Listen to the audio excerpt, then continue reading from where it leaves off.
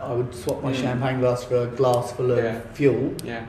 And I'd dip my cigarette in the fuel as part of my thing. It's an old clown bit. You keep the cigarette in your mouth and you take the drink and your cigarette is then covered in champagne, but it's not, it's fuel. Oh. So I'd then still try and light it. Whoa. It would go up in flames and I'd take a mouthful of champagne. Oh, and I'd brilliant. spit massive flames off the end of this cigarette. Oh, that's classy. As a drunk clown. Oh, it was one of my favourite pieces. Oh, yeah, that's lovely. And I hope people got that. I wasn't paying full attention until halfway through, and then I realised what you're talking about. So, oh yeah, that's a great bit of business. It was a really good bit of business. So basically it's a fire blowing act. Yeah. But you're doing it and I used to set fire to my hat and stuff like that. But how would you set fire to your hat with it and keep your hat reusable for the next show? Well, what I do, here's a little top tip. Yes, here we go. A top tip for a top hat. A top tip for a top hat.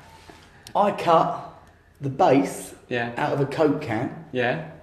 And it's this is what I want. Specific tips. That's a little concave little dip. Yeah.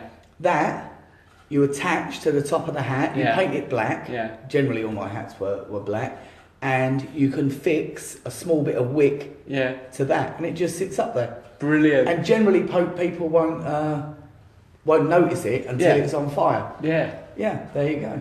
Fantastic. And that's. I often wondered how that was done. I saw a great guy on a tightrope. He was getting ready to finish his act. And he had these fire clubs. He was on a tightrope. Well, it was basically kind of a slack rope that he got in a busking situation with guys holding it. Yeah. And he was balancing on top. I'm waving my arms around, no one can tell on the podcast. He's balancing with these fire clubs, and his arms are going up and down, so he's balancing himself. And then one of his arms got a bit higher and touched his hat, and his hat burst onto flames. Brilliant. And I was wondering how he did that. So maybe something similar to you. He had a. Oh, because I've got a Chaplin character that I do as well. Yeah. It's one of at the moment it's the only look-alike I do. Yeah. Because as a Chaplin fan, I've done Chaplin as well. I love it because visually everybody knows. Yeah. Because I've been at events where you're meant to be there representing a character or something. Yeah. You Austin Powers and people will squint at you and go, "Sorry, you're meant to be who?" But when you walk in as Chaplin, and I'm sorry, but my Chaplin rocks. Everybody knows you, and I've got a cane that I can set fire to the end of, and I often set fire to his hat. I either do a straight Chaplin look-alike, or I do it with another double act I do with Jessie. Remember Jessie? She was working at. I know Jessie, who's a dancer at BPM. Jessie worked at the carnival with us. Yeah, I think yeah. I know Jessie. Yeah. She's. Rachel, my wife, and I used to do an act called Grind, right? Which was grinders and fire. Yeah. And then when Rachel was kind enough to make a human being inside her body for me, she had to step down from that sort of thing. So recently, Jessie stepped in. He's talking about his baby son, Tiger, Huckleberry Love. Yeah, he's lovely.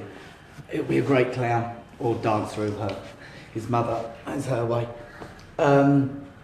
So Jessie stepped in and we did this bit where she's in a Marilyn-esque outfit. It's a Hollywood type of thing, and her flowers burst into flames, and turn into fire fans, and my Chaplin cane goes up.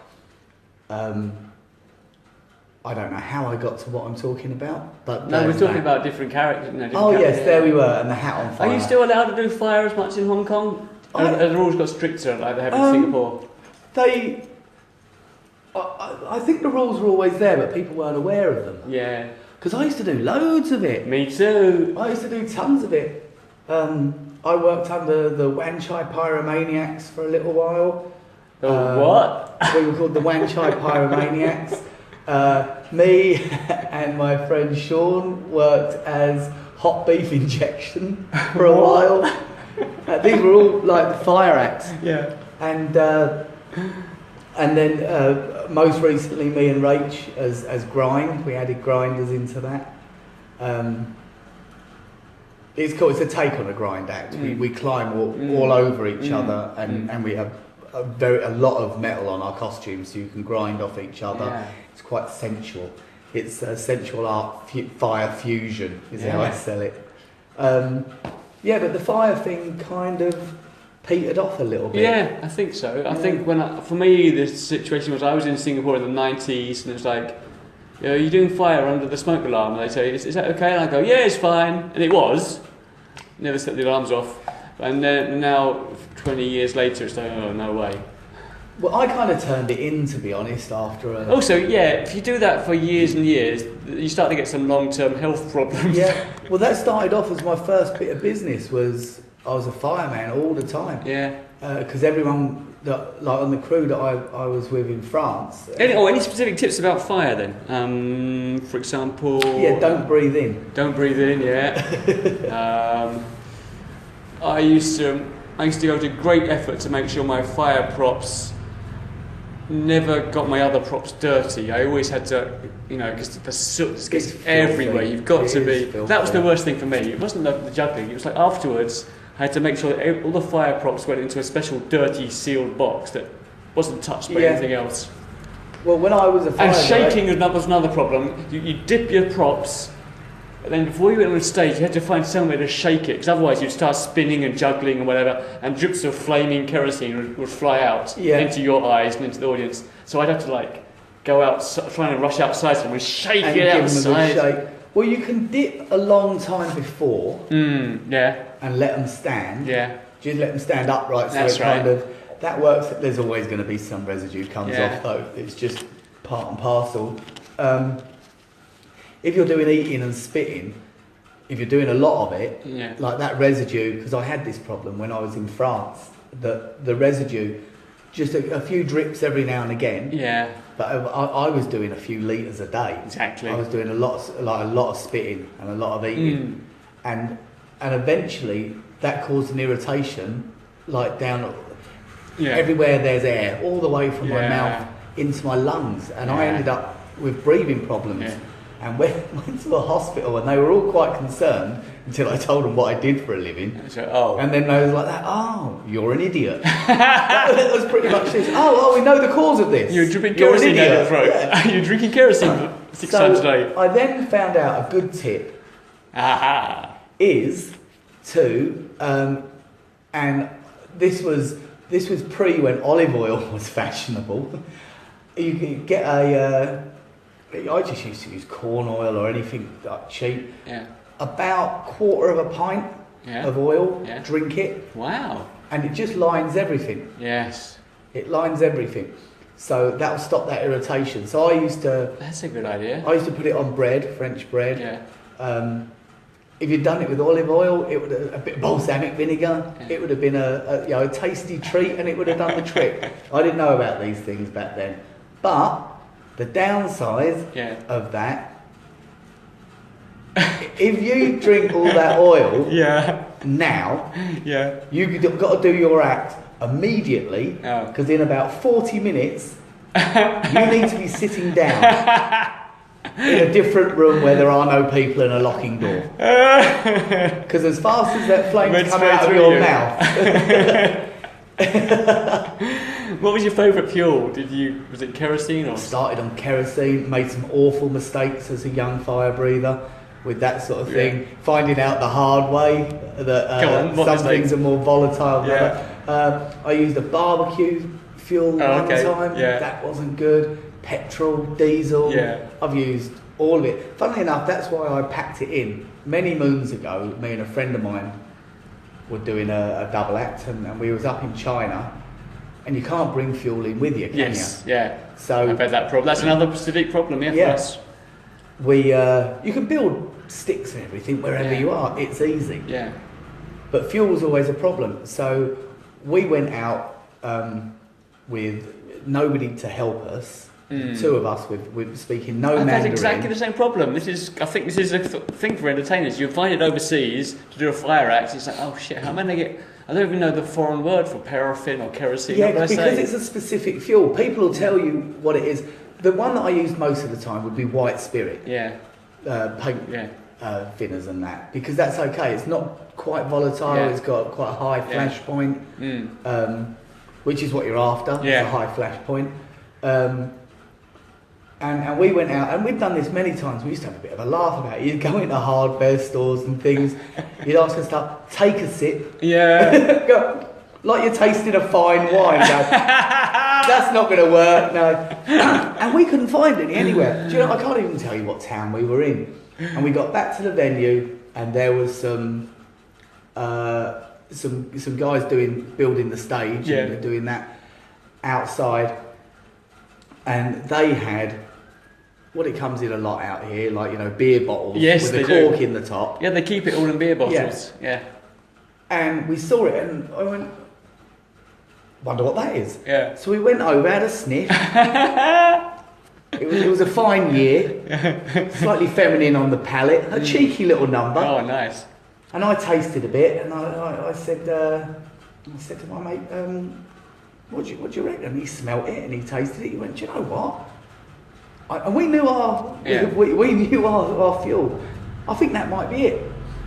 And I went, I don't know. Like, and these Chinese guys were looking at us like we were insane. But they're not going to say anything. If the shoe was on the other foot, I'd be like, I'm going to put down my paintbrush and I'm going to look at these idiots for a while. Yeah, drinking my whatever it is. Yeah, they've all gone on break. Let's have a tea break and we'll sit down and we're just going to see what these idiots are going to do. So it could have gone either way, but Sean said, I'm going to spit it. Yeah. You have a look, tell me what colour the flame is and blah, blah, blah. Yeah. I went, oh, yeah, all right then. He put it in his mouth, he lit a stick, and as soon as he blew, I knew. The fume, it was so volatile. It had the lowest flash point on anything I've ever seen. Oh no. Now, he went up. His head and top of his body was just engulfed in flames. Yeah. And for people that don't know, like, you know, it will seem obvious once I've said it out loud. If you get burnt, what you're going to do is you're going to scream or you're going to shout, you're going to say ow, your mouth's going to come open. Anything that's in your mouth, i.e. fuel, is going to come out of your mouth and feed the fire. Yeah. So as a fire performer, you know, you keep that in your mouth and you keep your mouth shut. And so he went up in flames. Everybody around us ran away from him. Yeah.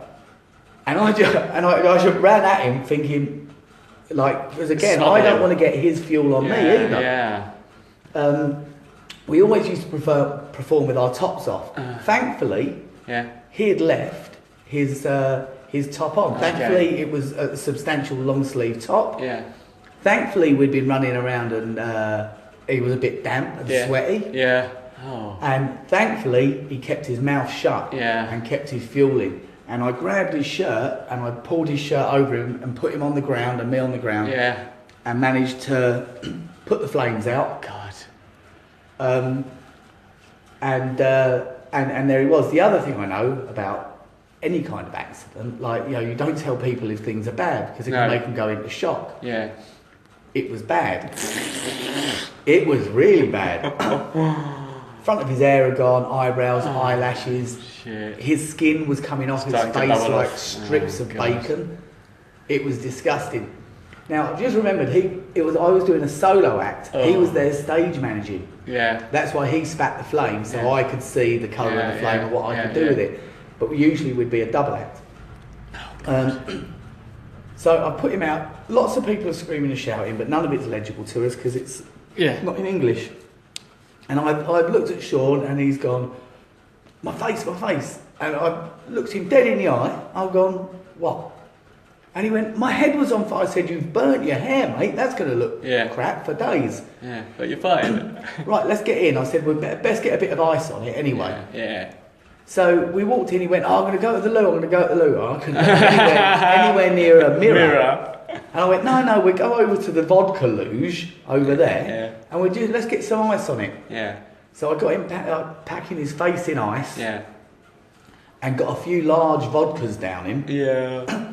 To calm him. Yeah. And luckily nobody really came over. Everyone was busy, and as people did come over, I'd quite quickly and discreetly tell them, don't mention how bad this is. Yeah. And I kept him there with cold compress on his face for ages and ages and ages. Did you have any idea about first aid for fire burns? A little. A little, yeah. A little, yeah. Only from burning myself. Ice helps, yeah. And I kept it very cold, but I knew about shock. Yeah. I knew that what I didn't want him to do was to go into shock, Yeah. because that's going to be worse than the burns. Right. And after about, I don't know, an hour or so, and a couple of vodkas, I had a couple, because I was shaking. Yeah, I bet. Because I had to go and do a fire show. Yeah. You still haven't got any fuel. No. And the fuel you've got is totally Yes. explosive. So after a while, I said to him, look, mate, you know you're all right. And he went, yeah. He said, it's a bit sore.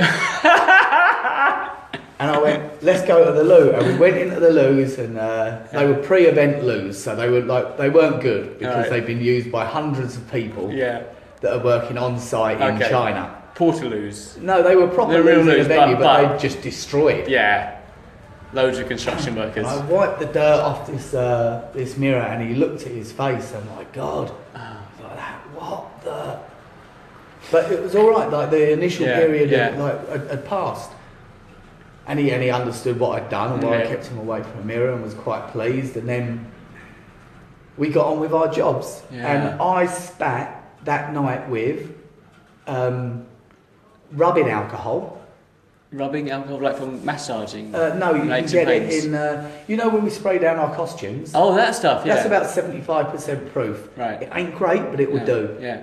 That and... So you use the disinfectant we use, the alcohol disinfectant spray? Yeah.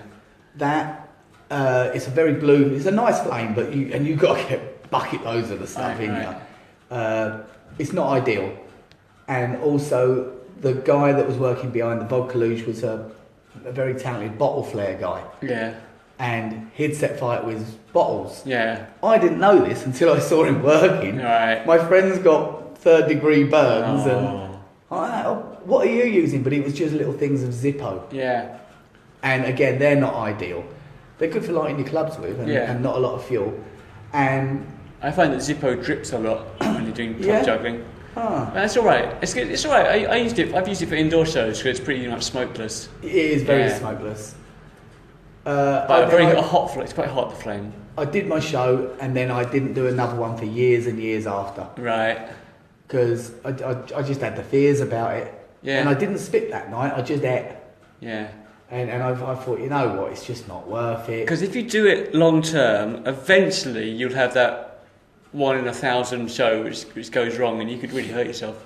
There's a really good, I'm going to interview him soon, there's a guy called Bosco in Singapore who's done fire breathing for decades, and he's really good at it. But even he once in his career, he had one day and he burnt himself really bad, and he was in hospital for ages. He did his show, and I can't quite after talk to him, and I think he said he did his show, and normally he wipes his face with the cloth just to make sure the kerosene's all off, and he picked up the wrong cloth, and the cloth already had kerosene on it, and so his face caught on fire, and he patted it off and carried on with the rest of the show, but he knew he was burnt.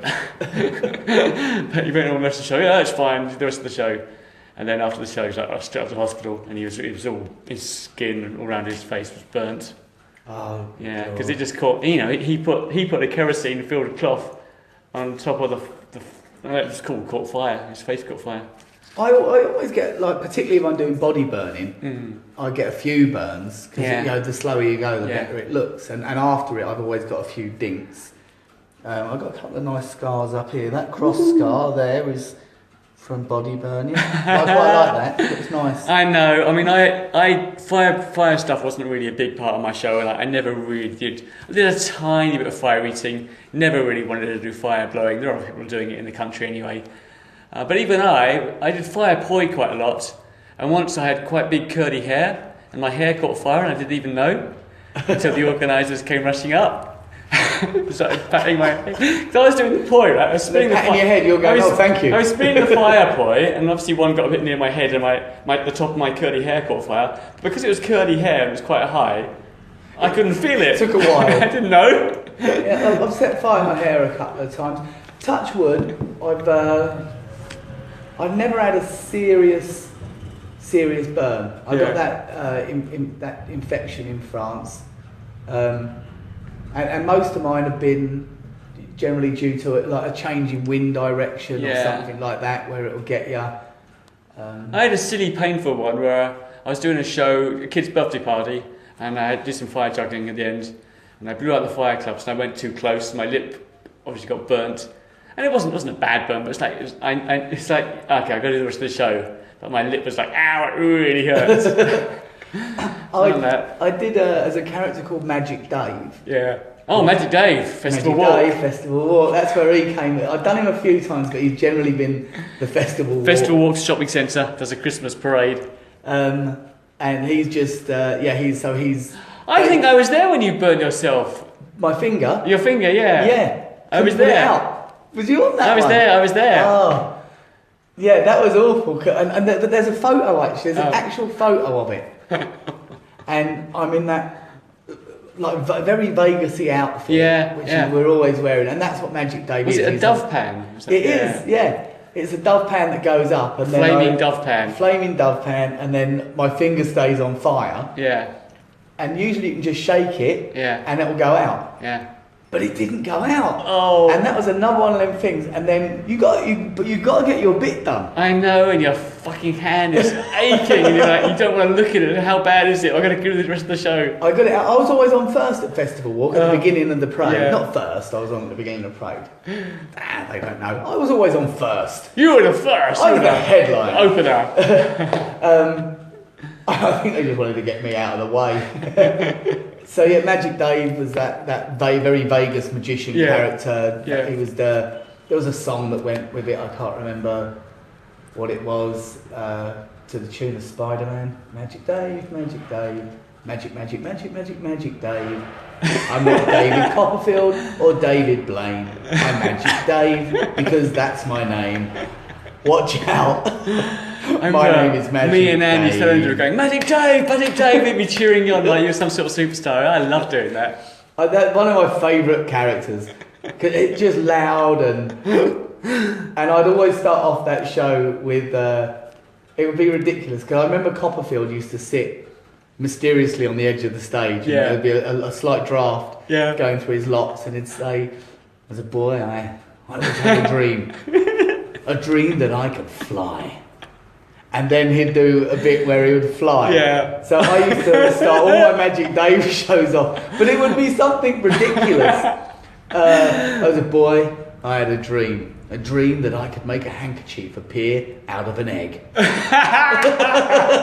Today, ladies and gentlemen, I'm going to realise that dream. Oh, brilliant. Or whatever bit of business I was doing, I had a dream that I could make some flowers appear from out of my sleeve. Today, ladies and gentlemen, I will make that dream come true. Oh, I am Magic Dave. All right, I want to jump in with two things here. I want to see if this parallels your experience. When I was in Singapore in the heyday, man, I used to do a different character each year. And I loved putting on a new character, and the organisers loved it because they could sell it as a new show. They could rehire me for the same company, but it'd be a new character, new show. Yeah. It's a good idea in small towns. Yeah, there you go, Singapore. Yeah, small town, not many performers, but if you want to be rehired, you've got to be something new each year. So that was great. But now these days, I do mainly birthday parties, and I find the characters. It's due to the same character. It's just my Big Ben character for every single birthday party. It wouldn't be really worth changing the character for two reasons. I think for a birthday party, maybe a bit too weird. If you're some sort of, because the character I could be going for, but we could probably often got quite weird, some sort of weird rock and roll, fire juggler, rock star thing, and it wouldn't really work at a kids' party. And then the other reason, I think kids' parties. Every year there's a new set of kids being born, as you are showing us. I'm just helping. Yeah, helping. So there's always trying to keep you in work, so mate. you only need after 3 or 4 years, that set's gone. Yeah. And there's a new set, so you can do the same character. I think. But here's my last point. But it gets a bit boring sometimes doing the same thing year after year. Well, I think that maybe a lot of this is just for myself. Yeah, there you are. Like, I have this idea and I think, well, I'd like to do that. Yeah. I'll have a crack at that. Yeah. Um, Is that your idea? So I do it for myself, and then I'll see if I can find a market for it. Is it a bit of both? It's a bit of both. Yeah. Sometimes a client will, we'll brainstorm a few ideas, and I can introduce a new character. Yeah. Generally, I've thought of him or her, and I'll go, do you know what would work for that? Yeah. Sometimes it will be an existing character. Sometimes it will be the one, this new one that I've been wanting to get out. And also, you talk about clients. You've because you don't just for me, I've gone into mainly birthday parties, but you do a whole range of stuff. Yeah. So you have clients. Do you manage to keep the same clients year after year? Yeah. And you deal directly with the you're not dealing directly with the event company. You're dealing with the clients. Yeah. That's brilliant. Most of my long-term clients. So like banks and whatever, they might come back to you year after year. Yeah. Oh, that's fantastic. Yeah, Bowing that's down, right. awesome. We try and keep our clients for as long as we And can. how did you go about getting away from? How do the you've cut out the middleman. You've cut out the event company. You are the event company. Yeah. Yeah. Well, that only happened because when I came, I decided that I was going to try elsewhere in Hong Kong, Right. rather than Hong Kong. Sorry, and I went away. I went travelling for quite a long time. Oh, really? Yeah. In the 90s, the noughties? In the 90s. Yeah. Not long after I'd arrived, really. I thought, I've been here a couple of years. Been there, done that, yeah. Right, next adventure. I never intended to be in Hong Kong for this long. I've been Right. 20 odd years. I've been here now, 21, 22. So after a few years, I thought, I want to keep on travelling, and then I guess I'd probably end up back in Blighty, in England. in England, Yeah. to be a carpenter. Or to try and see what I could do with this. So you do a bit of travelling. Is that where you picked up your clients? No. No. After travelling, I went back to Europe. I went Yeah. back and I did a season in Europe again, busking and stuff. And I just thought, well, it's just better out there. Ah. So after Back in Hong Kong. back in Hong Kong, Yeah. after about 18 months maybe, and most of that actually was spent just travelling and not working. Yeah. In Southeast Asia. I came back here and I approached a couple of people that I've been working through, Yeah. because this was now 97, just after the handover, Right. and I needed sponsorship. Ah, yeah. So I Because before the handover, you can stay in Hong Kong because you're British, yeah, but after the handover, you're going to need some sort of work permit. exactamundo. Yeah. So I went to the people. The handover. What does that mean? If you don't know, the handover is Hong Kong used to be controlled by Britain, and then in 1997 it went back to Chinese control. There it is. There's the Look, handover that's all means. learning. Bit of history there. Bit of history. So I didn't want to be handed over. I wanted to stay here. Yeah. So I approached the people that I'd previously been working for and said, "Can you take me on? Yeah. Can you sponsor me?" Okay. And it's one of them things where I'm glad it happened. They said, like, well, we're not. There just isn't, that job doesn't exist Yes. within my company.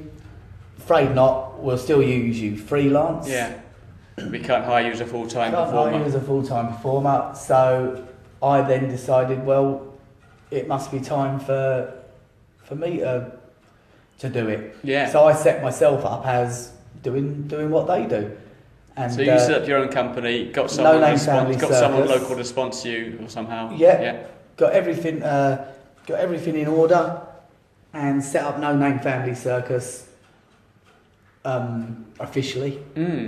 And started grafting, and it happened very quickly. Everything. I was doing kids' parties mostly and mobile discos, and then a good friend of mine hooked me up with a pitch for the rugby sevens and a corporate client, and I went in. You know what I used to do? I know. I just remembered. I used to think, how am I going to? You go and pitch an idea to a client, and you're one of 5 or 6 people. They're generally going to get 3 quotes in anyway, maybe 5. So how am I going to be remembered? Yeah. So I would put on full clown outfit. Oh, white face, red nose, big shoes, massive suit. Oh, fantastic. And go to my meeting like that. Oh, great. Walk into big banks. They're going to remember you. The titans of industry, people that rule this world. And I'd just go straight morning and sit down in a boardroom with these people. And at the end of the day, they're going to think, right, so they came in at this price. But the clown, that was reasonable, wasn't it? Yeah. He offered us a good deal. That's great. And I did that for quite a long time, you know. For many different clients. And they'd always remember me. But on top of that, I was offering a competitive price and a good service. I'm good at what I do. And I think that's a great idea. Well, a good idea. I think Robin Williams did that. That's how he got the Mork and Mindy TV show. Really? What he did... my idea? No, well, he probably came up with himself.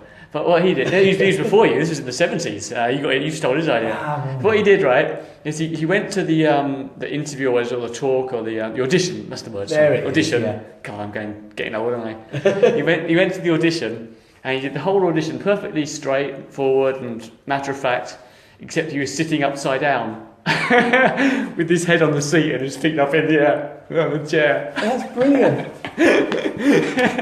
That's outstanding, right? Yeah, so he did the whole thing perfectly straight-faced, perfectly, talking about this and that, but he was sitting upside down because Mork is an alien. Good clown. Yeah. He was a great clown, he was.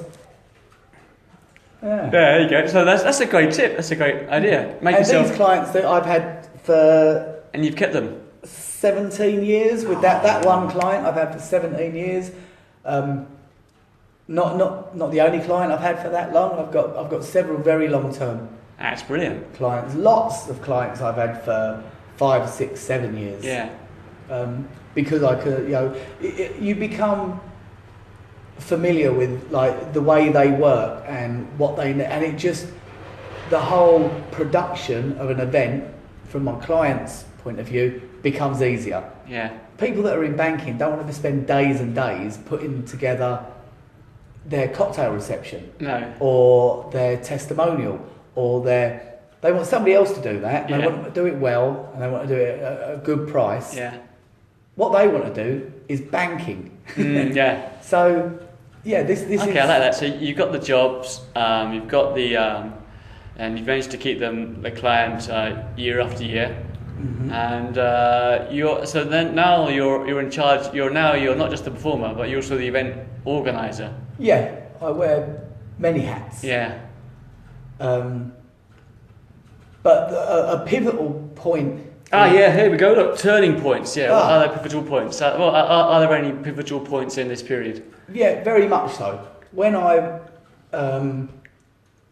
met my wife. Yeah. At Festival Walk in the parade. There you go. Yeah.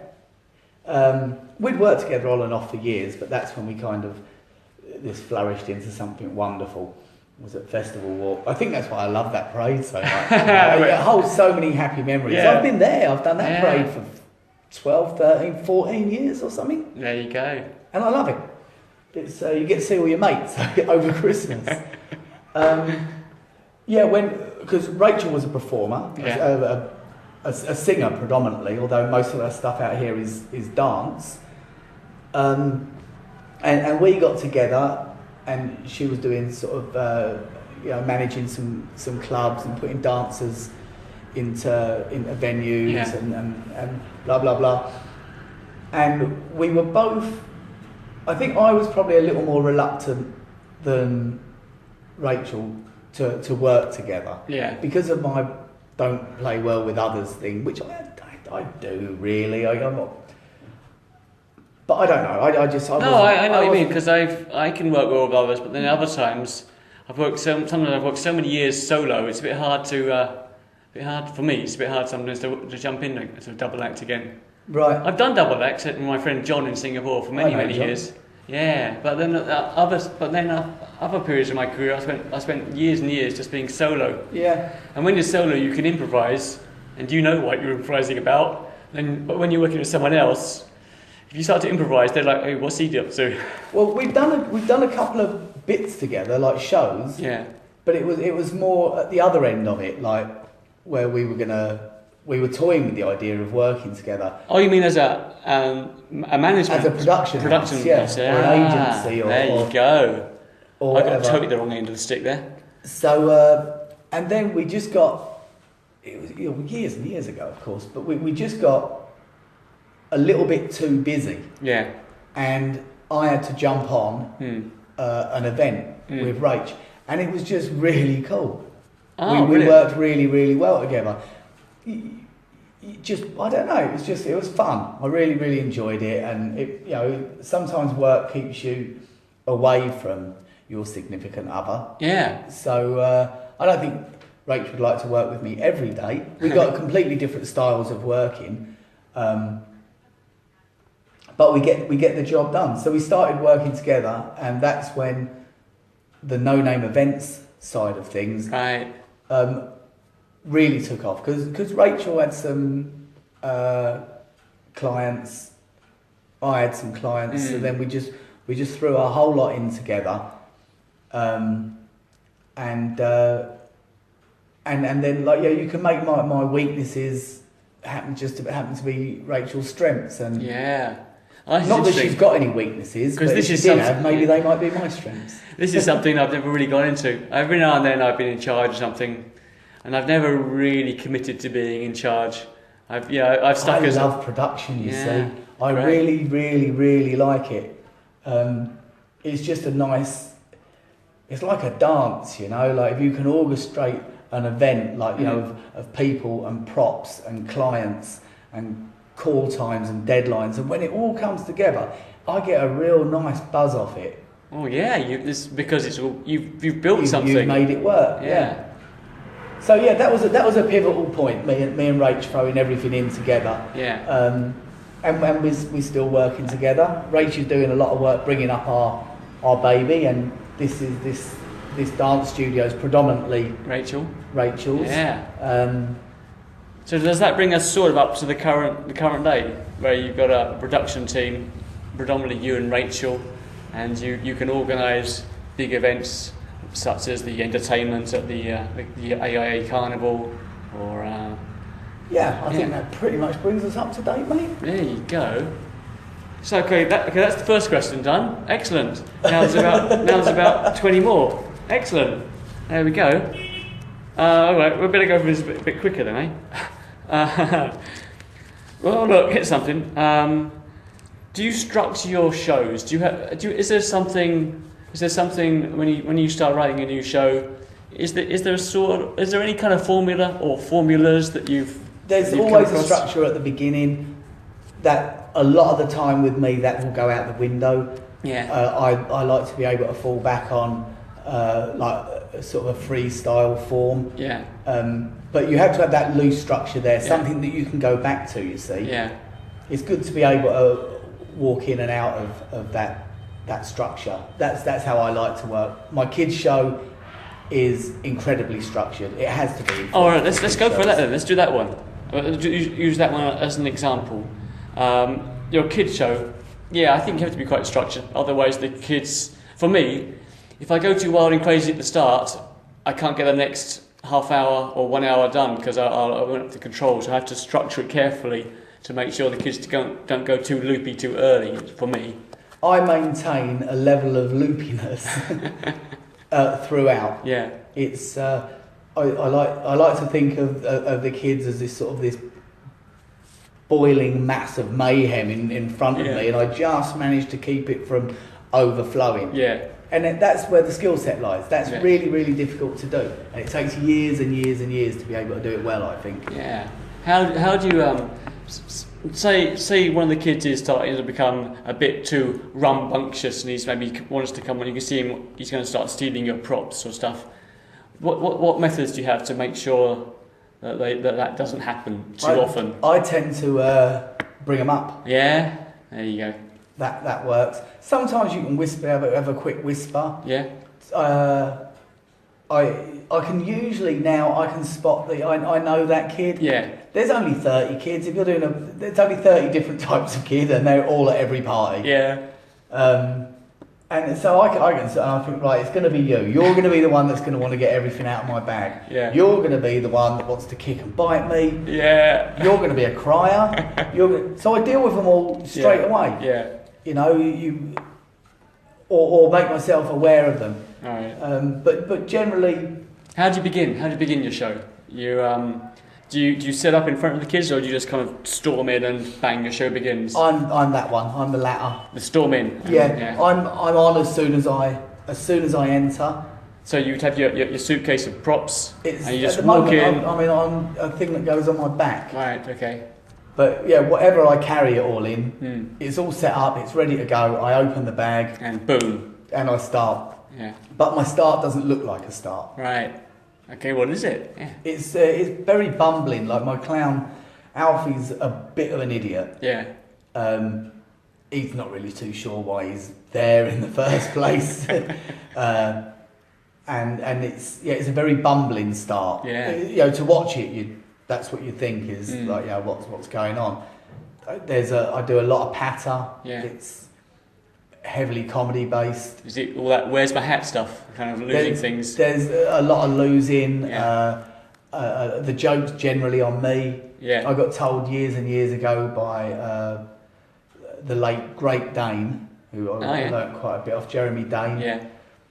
God rest his soul. He was up at the Long Bar doing card tricks now. Yay. He said if you're going to bring someone up on stage. You can bring them up, you can make a fool out of them, but you've got to send them away a hero. Yeah. And you've got to. I've seen performers bring kids up, make fun of them a little bit, and then send them away before they've made them into a hero. It's much more fulfilling if you send them away a hero. Yeah. Otherwise, the kids don't really enjoy it. They're going to sit down like, their lasting impression of that day is, well, everyone was laughing at me. Yeah. They thought I was stupid. Everyone thought I was silly. Oh no. But when there's absolutely no doubt that the idiot in the room is Alfie. Is you. And I always, sometimes I use different kids for tricks depending on how reluctant the birthday child is to come up. But generally I use the birthday kid for everything. Yeah, try. And I sell it as prop comedy because although magic is an element of it, I don't do a whole lot of it. It's mostly prop comedy and slapstick, knockabout. Yeah.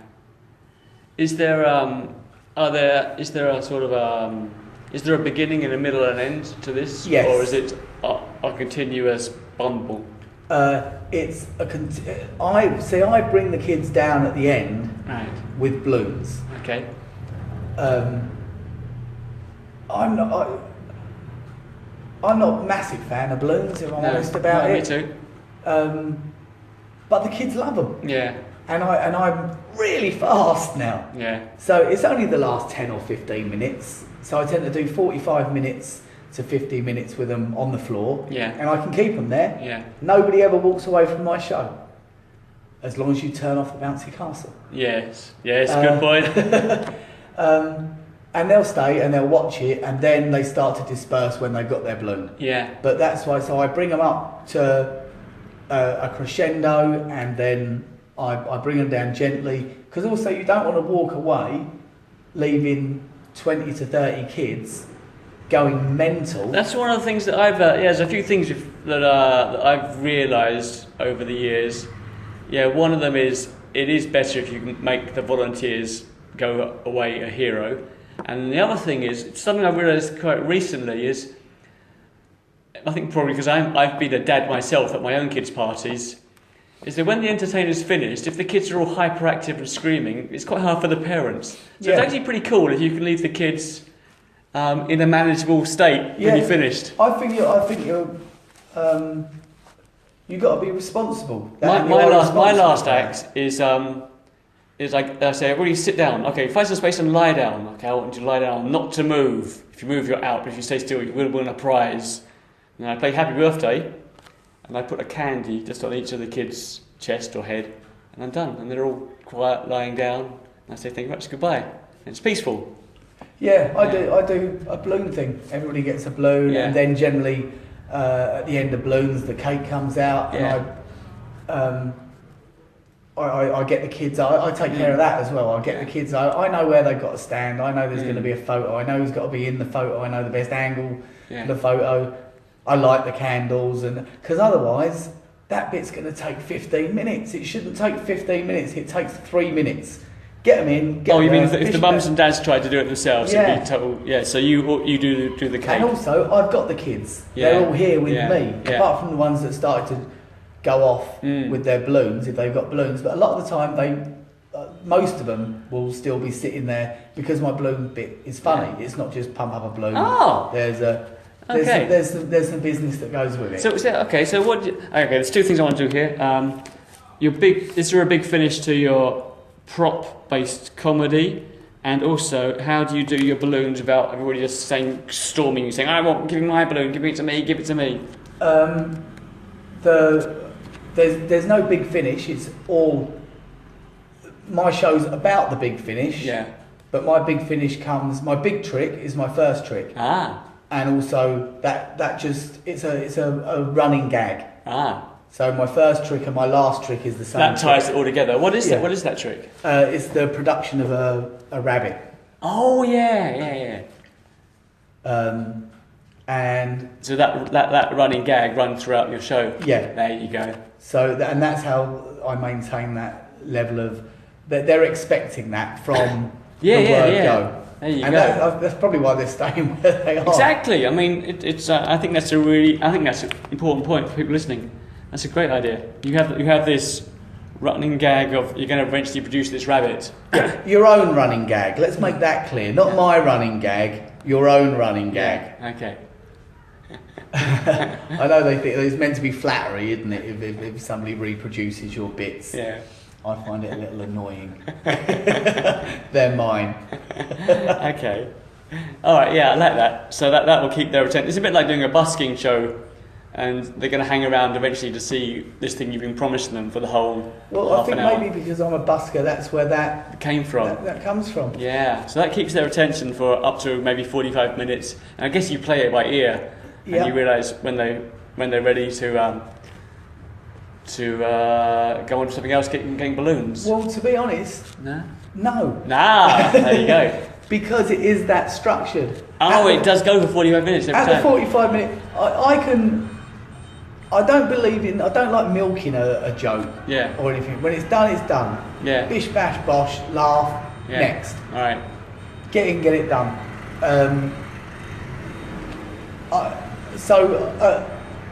About between 43 and 46 minutes. Yeah, you're there. We're moving on to the balloon thing. Yeah.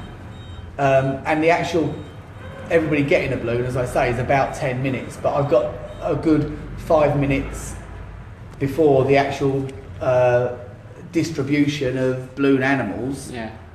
And probably a minute before I move into let's go do the cake type of thing. So how do you do your balloons?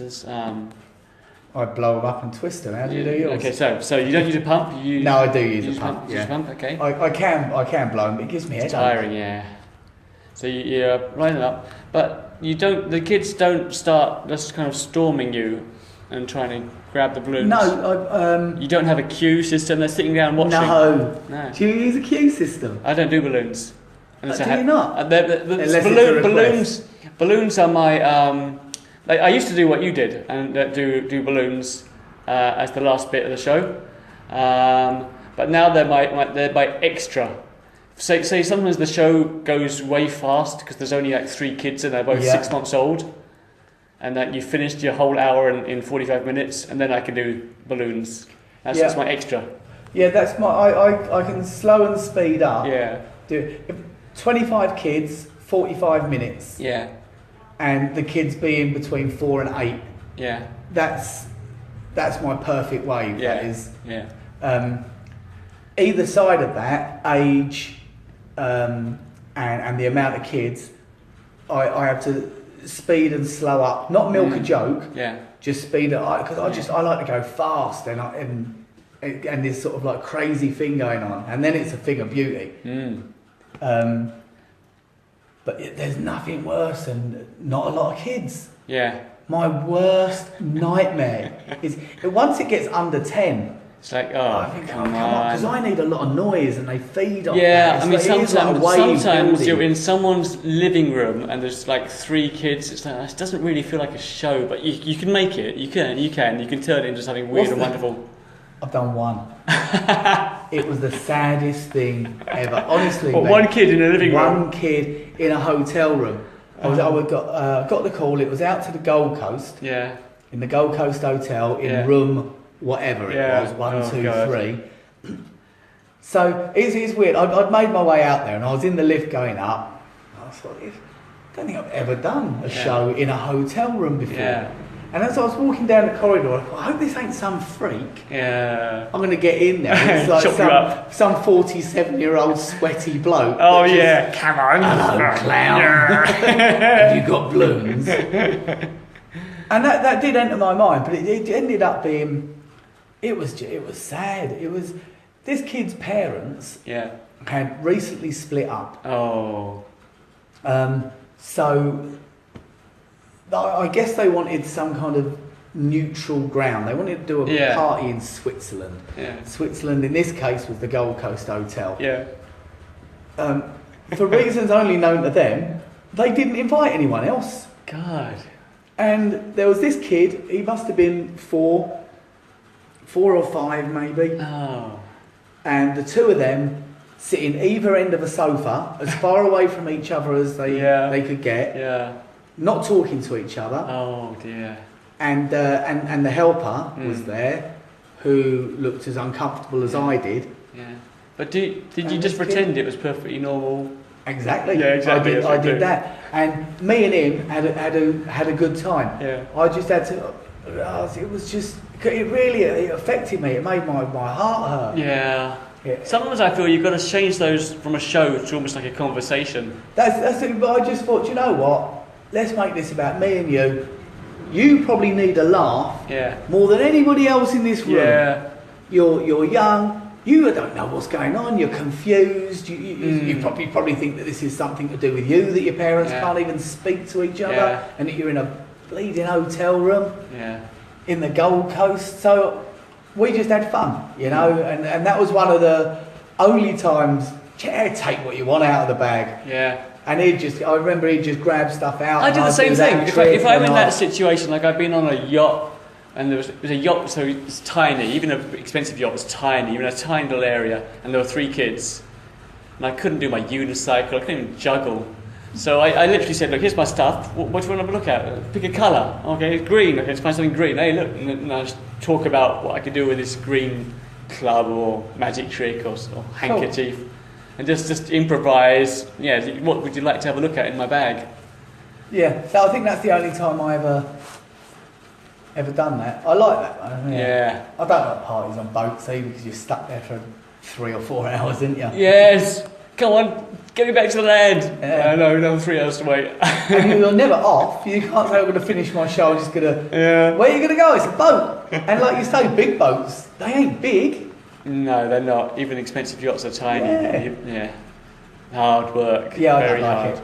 I don't like them. So you've done you're doing the balloons, and you make the balloons into a bit of a show. You've got gags and stuff. Yeah. So are you twisting the balloons, but not giving them out? You're making things, or you are giving them out straight away? I get a balloon out to everyone at the beginning. All right. Everyone gets a balloon. Uninflated first. Uninflated. Yeah. This helps me understand who's had one, who hasn't. Yeah. And then I explain that you're only getting one if it goes pop. Yeah. I'm sorry, but otherwise we'll be here until the end of time. Yes, very important. Yeah. They will go pop. They are just balloons. That's why I do. Yeah, another reason for doing balloons at the end. Because if you do them at the start, not only have you got them waving the balloons around and not watching your show, then they start popping before you've left, and then you're stuck there making more. Yeah, and I always tell them that you got if you're sitting, you're getting. Yeah. If you're sitting down, you'll get a balloon. Yeah. If you're standing up, screaming and shouting in my ear, that's not going to make it go any faster. And I try to do littler kids first. Yeah. and build up to the bigger kids, and the bigger kids are, I've been waiting ages. I tell them, yeah, but like, you know, you're one of the older ones. That's good, yeah. Got to manage their expectations. You've got to man up a little bit now, mate, because, you know, what are you, 8? That's 7. Well, really, you look 8. Yeah. Yeah, because you can wait, you know. But this and while you're talking, you can be 5. twisting and pumping. Yeah, and I could knock them out fast, bruv, as well. Yeah. What do you do? Do you sword dogs, animal? What do you... Yeah, you know what I do. Everyone does the same. That's right, because they're the fastest, aren't they? I used to do that. I'd say the first balloons would be dogs and swords because they're the fastest. If you want something else, you have to wait right to the very, very end. I only do single balloons. Yeah. I do cats, dogs, rabbits, kangaroos, giraffes, elephants, swords, flowers. Yeah. Just the standard lot. I do them fast and I do them well. I can do them literally with my eyes closed. Brilliant. So that's one of my bits. Yeah. Okay, that's just cool because I've never seen that done like that. Yeah. I've seen people. You will do now because people will listen to your podcast and rob my bits. That's right. You'll be your legendary techniques will now spread across the world. Yeah, they'll call that. Oh, yeah, I use the Alfie No Name technique of balloon distribution. Because I would. I wasn't.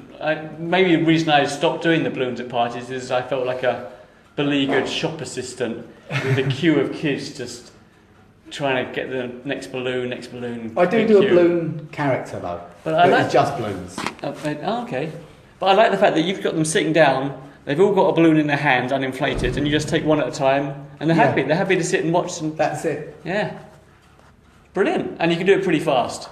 Yeah. Very fast, actually. Really fast. Like if you've got 30 kids in a party, you could still do it in 15 minutes. 30 is 10 minutes. 30 is 10 minutes, so you're doing one every 20 seconds or so. Or 3 a minute. 3 a minute, there you go. Wow, that is fast. You're like, bang. Yeah, I can go faster. And you're talking while you're making them, keeping them interested. Yeah. I can go faster, but it's exhausting. Yeah. My fingers ache after a little while, but that's a good pace for me. 3 a minute. That's impressive. I like the way you get them all out. Maybe that's the key thing there that I hadn't realised. The Alfie No Name method of balloon distribution at children's parties? Give the uninflated balloons out first. Then they're going to sit there because they've got their balloon ready to be given to you to be twisted into something. Yeah, I like that. Yeah. Brilliant. All right, now we've done 2 questions in about 3 hours. There we go. All right, let's just do some. Let's do the randoms. All right, I'll try and speak quickly and don't worry about it. We can spend as long as we like. I haven't got anything to do the whole day. It's my day off. Yeah. Wednesdays are my day off. There you go. Yeah, I like Wednesdays as a day off because Monday I've always got things to tidy up from the weekend and sort out. And on Thursday and Friday, you're getting ready, hopefully, for some work at the weekend. Yeah. So Wednesday seems like a good day. I do a little bit in the morning. I do a tiny bit of admin in the morning. I check my emails.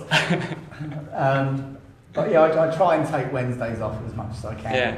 Hang out with my boy and my girl. Yeah.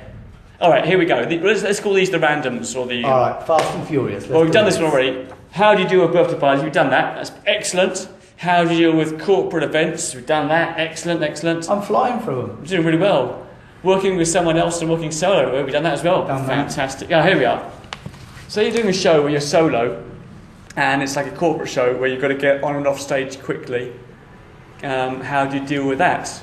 For me, it's tricky because I tend to take props which are too big, like a 6-foot unicycle and a balloon. You're heavily prop laden. Yeah, so I have to plan it really carefully. That's my answer. I have to plan it really carefully to make sure that I can get off stage really quickly. What I do is the last act, whatever it is, if it's the giant unicycle or giant balloon, I'll have a volunteer on stage holding the giant unicycle or holding the giant pump which is inflating the giant balloon, and while that's happening I just throw everything else off stage so that by the time I've done my last trick I can just grab the unicycle, say thanks to the guy and boom, I'm off. It depends on what act I'm doing. I either clear up as I go along, do a trick, it goes back in, do a trick, so there isn't anything lying about. I can shut the suitcase, close the trunk, pick it up. Whatever I'm bringing it in, other than my kids' show, all my other shows, whatever I'm bringing it in is bigger than the stuff that's going to go in there. My kids' show, you can't fit anything else in there. Oh, yeah, careful packing. But I know where everything is. My other shows, depending on what so I can just throw stuff back in. If it gets really big and sprawling, I have a mat that I put on the floor, and then I grab the downstage left corner first, and then the upstage right corner. Nice. Downstage right, upstage left, and I drag the whole lot off. Yeah. And sort that off. That's a great idea. Sort that out off stage. I have a folding box that fits inside my main box. I like that very much. Yeah. I've seen it. Yeah. I'm reasonably impressed. Or if you're doing a double, then you make that part of the act. You just clear up as you go along. But to tell you the truth, for me, I think the shows have changed. In the 90s, when I was doing shows in Singapore, there'd be an MC on stage almost all day playing games, and I'd have to get on and off really fast. I'd have my 30 minutes, I'd have to jump on, start the show, finish the 30 minutes, be off, and the MC would come on straight away, no downtime. But these days, like I was in Singapore last weekend, and there was no MC, it was just my show at 1 o'clock, 4 o'clock and 7 o'clock. So it was quite easy. At about 12:30 I put a few things on stage, 1 o'clock did my show. Do you ever use a stage manager or a runner? Do you ever employ somebody to do that for you? If I've got like 2 shows back to back in different venues and I've got to really rush, then I've picked that's cool. But it's hard because I always feel guilty. I can never really pay them enough because I can't. They're there the whole time, so they're working long hours. But at the same time, their job's pretty simple. It's just basically put everything in the box and pull it to the taxi. So I've done that sometimes, but I never know how to pay them. Well, we got people that work with us a lot that will do that sort of thing. But you don't do it on a kids show, for example. No. If I've got a lot of kids shows, I will hire a driver, a van. Yes, minivan for the day. Yeah, because it is worth it. You get to the end of the day, you might have to pay out $800 or something in. But you'd be paying almost that much in taxis. But you'd probably be paying more in taxis, and it's so nice to be able to get changed. You can have a cup of tea. Yeah. Because I've used the same driver, a lad called Louis, for years and years. He's a great guy. He's great English.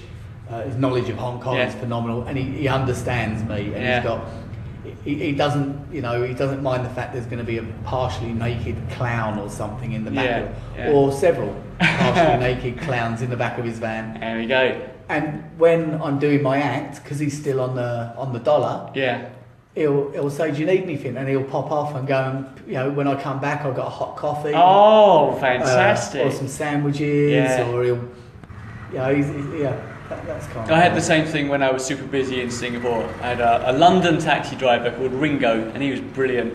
And the London taxi was nice because you got the space of a minivan, but the comfort of a taxi. So I could sit there with my big box in front of me, just fiddling around, sorting out my stuff for the next show. The minivan's a bit uncomfortable sitting in the back of a minivan trying to sort out your box. Bouncing up and down on the corrugated steel. Sounds like a euphemism. Costume ideas, choices. Do you have a particular style of costume? Alfie wore the same costume for the first. For the middle bit was the longest one. It was random to start with, whatever I could find at like charity shops and stuff. It's always been in homage to like the great clowns, like the Black and Whites, Chaplin and Laurel and Hardy and people like that, Marx Brothers, Stooges. So I bowler hats, top hats, tails, shirts, ties, tuxedos, suits. Then I went into getting stuff made when I came to Hong Kong, and I got an oversized suit made. Yeah. And I'd get it made of like shirt material. And it was a trousers, jacket, unlined. Yeah. Waistcoat, tie and hat, all in the same material, and an oversized white shirt. Yeah, what I found about getting your own costumes made, one of the great things was you could make sure the pockets were the right size. Pockets where you like, because when you've got second-hand clothes, the pockets are always too tiny or in the wrong place. Massive pockets. Massive pockets, very important. And I used to get made of shirt material because out here it's so hot. Yes. And they were lovely, and I still got I kept all the trousers. I wear them sort of around the house and as pyjamas and that now. And I wore them for 20 years, I'd say. Yeah. 18, 20 years. And then recently, I don't know how it came about. I'd got a costume made for another character called Dusty Bottoms, who was my solo janitor. Yeah.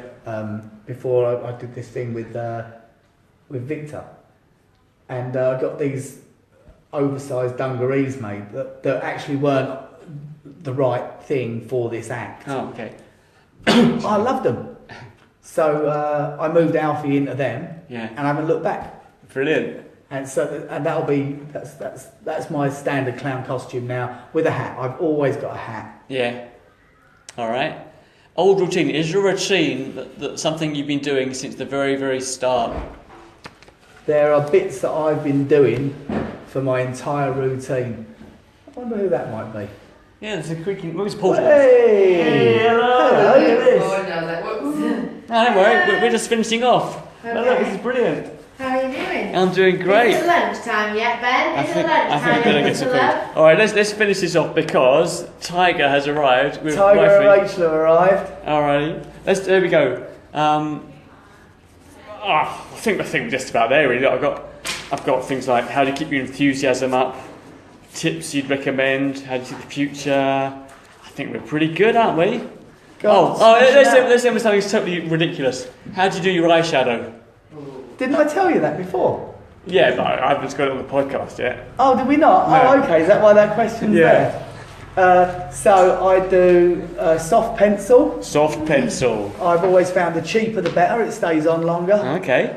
I think my pencils are too hard. Yeah, soft pencil. Yeah. I do the inside, so I pull my eye down, do the inside of the lid Inside first. of the eyelid, above the eyelash. Yeah, do the inside there, then I do the underneath. Underneath Fill the in all the eyelash. gaps, then I do the top one, and then I smudge it with my thumb. This Yeah. again is a very old school clown look, and like how Chaplin and the boys would I'm wear looking theirs. at your eyes. How do you get it off again? It just wears off. It just wears off. I've generally got some residue on. Yeah, you're constantly right. All right, I think we're done. Brilliant, man. Is that it? I think we can. If you want to do some more, we can come. Throw a couple more out. All right, let's throw a couple more. This is the heir to the throne. This is the next great clown. That little boy there. We've been invaded by babies. You All right. Hello, Tiger. Tiggy, say hello to Big Ben. The You say second hi. greatest clown in Hong Kong. That's right, and there's the third, Ciaran. Yeah. You've done that again every time. Every time. How important is it to be self-contained?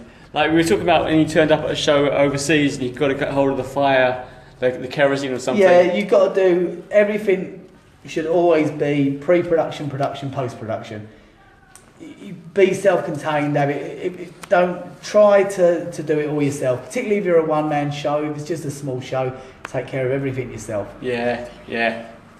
Has the industry changed? Being in Hong Kong, has it changed? I think so. More so with the advent of everything getting a bit more IT and electronic and computer games and stuff. Entertainment's changed generally. I think. But people are always going to want clowns. People are always going to want to laugh. So I mentioned this a moment ago because in Singapore in the 90s, the MC would be on stage all day at a family fun day or a shopping centre doing games. But nowadays, I used to do loads of them. There seems to be less of that. Nowadays, it's if I get hired for a shopping centre, it's not too often, and there won't be an MC really playing stage games. Just be my show, and then I'm off. Yeah, I used to be like Easter, for example. I'd write an Easter show, and I'd do 4 shows a day, every day, all over Easter. Yeah. In a shopping centre. Yeah. I'd do them for Halloween. I'd do them for Christmas. I'd do them for just about everything. Hanukkah. The solstice. Yeah. The shopping centre would have a little knees up for just about anything. All right. I want you to think about this one. Maybe a best gig or a worst gig or a weirdest gig ever. If there's one off the top of your head, you can go for it right now, or I can ask you that. You got one? There was I told you about the first one I ever did. That was probably one of my worst. In Lille, in France. Oh yeah.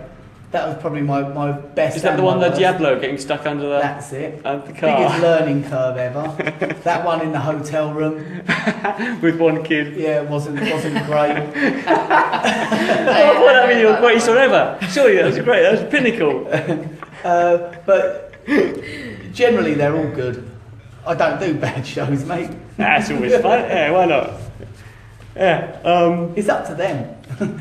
Again, this is something you might want to think about. Is there any particular tips you'd give to someone who's starting out doing shows? Yeah, look after your props. Yeah.